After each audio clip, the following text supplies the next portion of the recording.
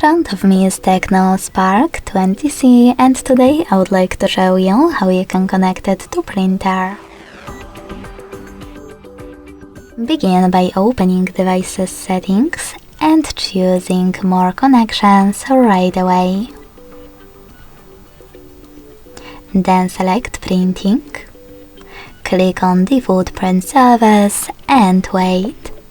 Your device is looking for a printer. When it finds one, it will connect to it right away. If you want to use a different service, disable this one first.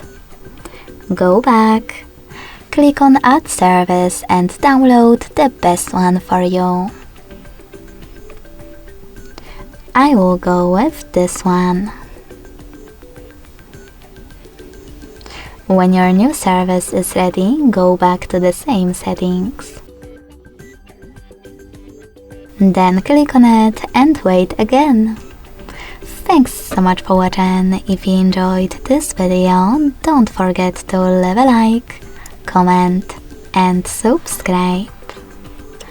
Bye!